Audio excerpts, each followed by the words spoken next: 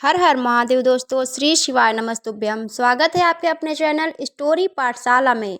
तो दोस्तों, आज हम बात करने जा रहे हैं होलाष्टक की। होलाष्टक 2025 में कब से शुरू हो रहा है और कब ख़त्म हो रहा है। तो होलाष्टक इस बार 7 मार्च से शुरुआत है, जो कि होलिका दहन के बाद ही समाप्त हो जाएगा। दोस्तों, होलाष्टक का मतलब होता है होली के 8 दिन पहले की जो अवधि होती है उसे होलाष्टक कहते हैं।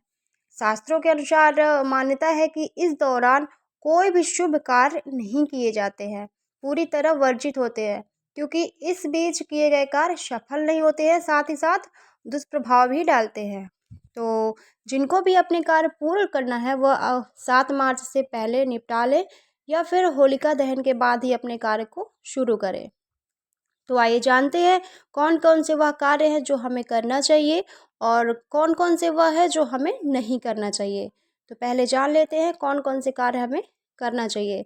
इस बीच ये जो 7 दिन की अवधि होती है होलाष्टक के दिनों में, इस बीच हमें भगवान शिव का जाप करना चाहिए, ओम नमः शिवाय मंत्र का जाप करना चाहिए, हनुमान चालीसा का पाठ जाप करना चाहिए। और यदि कोई घर में बहुत बीमार व्यक्ति है तो उसको सुबह शाम हनुमान चालीसा का पाठ करना चाहिए। तो आप देखेंगे कि ये सब करने के बाद ही आपके जीवन में बदलाव आना शुरू हो जाएंगे। इसके अलावा आप दान पुण्य भी कर सकते हैं। जैसे कि अन्न का दान कर सकते हैं। अन्न का दान होलाष्टक के दिनों में सबसे बड़ा दान माना गया है।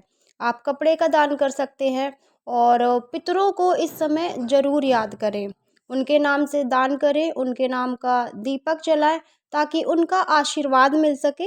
होलाष्टक की 8 दिन पितरों को खुश करने का, उनका आशीर्वाद पाने का बहुत ही अच्छा समय माना गया है। तो आप अपने पितरों को ज़रूर याद करें, उनका आशीर्वाद लें, पितरों का तर्पण करें ताकि उनका आशीर्वाद प्राप्त हो सके। कहते हैं कि कितनी भी पूजा पाठ कर लो, यदि आपके पूर्वज नाराज हैं तो कोई भी पूजा पाठ आपकी सफल नहीं होती है। जीवन में समस्याएं बनी रहती है, घर में कलेश मचा रहता है, बरकत नहीं होती है। तो पितरों के लिए उनके नाम का दान तर्पण जरूर करें। तो जान लेते हैं कि इसको करने के कुछ उपाय भी हैं।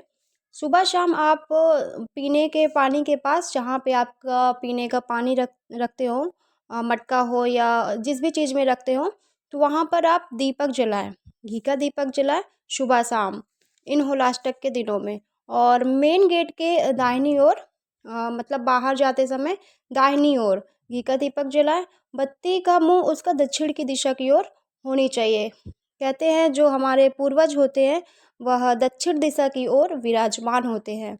तो आप यह उपाय करके ज़रूर देखें, आपको बहुत ही अच्छा लाभ मिलने वाला है। तो इन चीज़ों को आप ध्यान में रखकर अगर करेंगे तो आपको बहुत ही अच्छा फल ज़रूर मिलेगा। तो आइए अब जान लेते हैं कि हमें क्या नहीं करना चाहिए। होलाष्टक के दिनों में हमें कोई भी मांगलिक कार्यक्रम नहीं करना चाहिए। जैसे विवाह कार्य, किसी भी तरह के विवाह कार्य की शुरुआत नहीं करनी चाहिए। मुंडन संस्कार है या रोका है, जो भी मांगलिक कार्य होते हैं इन सब को इस दौरान नहीं करना चाहिए। साथ ही साथ कोई नई वस्तु नहीं खरीदनी चाहिए। यदि आप वाहन खरीदने की सोच रहे हैं तो इस बीच बिल्कुल ना खरीदें। सोने चांदी की चीज़ें हैं या कोई भी कीमती धातु है तो होलाष्टक के दिनों में आप इन चीज़ों से रुकें। होलिका दहन के बाद ही आप इन चीज़ों की शुरुआत कर सकते हैं।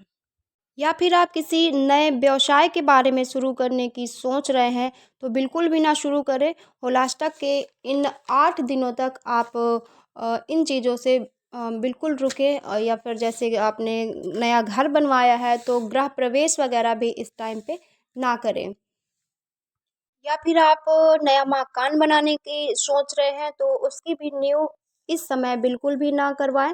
सभी शुभ कार्य को करने से बचें ताकि हमारे जीवन में कोई भी दुष्प्रभाव ना पड़े।